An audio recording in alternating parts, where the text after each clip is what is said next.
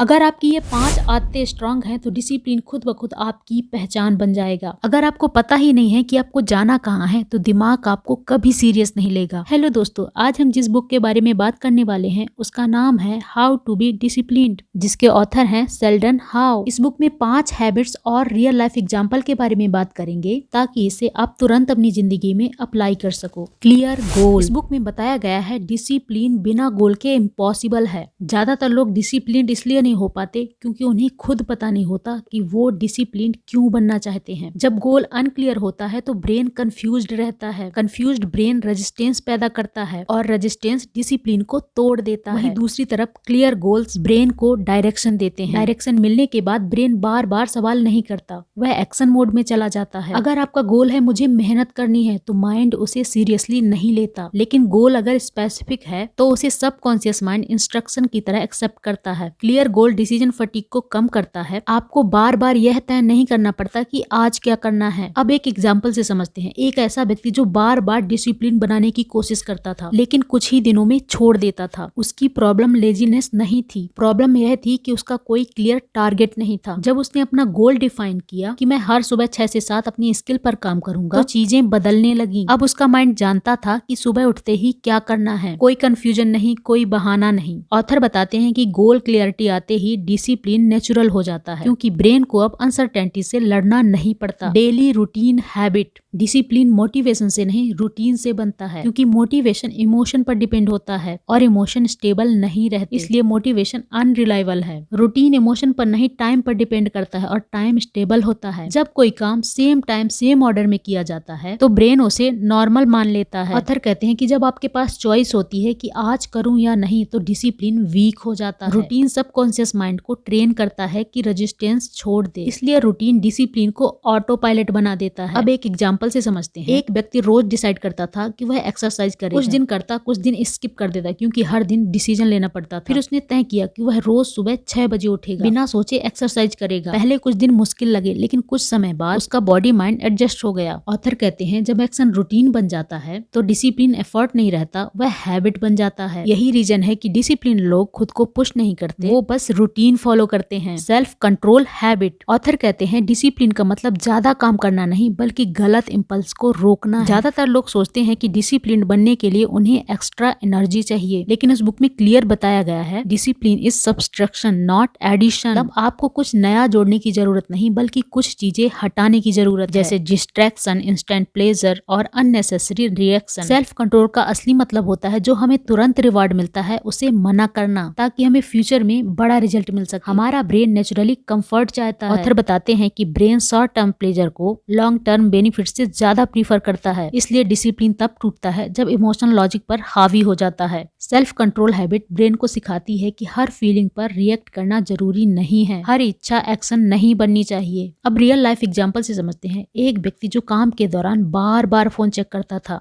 वह खुद को लेजी समझता था लेकिन असल में प्रॉब्लम लेजीनेस नहीं थी, प्रॉब्लम थी इम्पल्स कंट्रोल। हर नोटिफिकेशन पर उसका ब्रेन डोपामिन चाहता था, वह बिना सोचे रिएक्ट कर देता था। फिर उसने एक सिंपल रूल अपनाया, काम के समय फोन साइलेंट और दूसरे कमरे में। शुरुआत में बेचैनी हुई, माइंड बार बार फोन की तरफ भागा, लेकिन कुछ दिनों बाद उसका फोकस बढ़ने लगा। ऑथर कहते हैं जब आप इम्पल्स को कंट्रोल करना सीखते हो तो डिसिप्लिन अपने आप मजबूत हो जाता है। जो डिसिप्लिन लोग हैं वो खुद को जबरदस्ती नहीं रोकते, वो एनवायरनमेंट ऐसा बनाते हैं कि जहाँ गलत ऑप्शन ही मौजूद ना हो। Small consistent actions habit. लोग सोचते हैं डिसिप्लिन मतलब एक साथ सब कुछ बदल देना। ऑथर कहते हैं ये सबसे बड़ी गलती है। कोई रोज 2 घंटे पढ़ने का गोल बनाता है और वह 3 दिन में छोड़ देता है, लेकिन कोई रोज सिर्फ 20 मिनट पढ़ता है और 6 महीने तक करता है। ऑथर बताते हैं सबकॉन्शियस माइंड को शॉक नहीं चाहिए, उसे रिपीटिशन चाहिए। यदि हम छोटे एक्शन रोज करते हैं तो ब्रेन रेजिस्टेंस छोड़ देता है। डिसिप्लिन ड्रामेटिक नहीं होता, डिसिप्लिन बोरिंग लेकिन पावरफुल होता है। Self control and delay pleasure habit.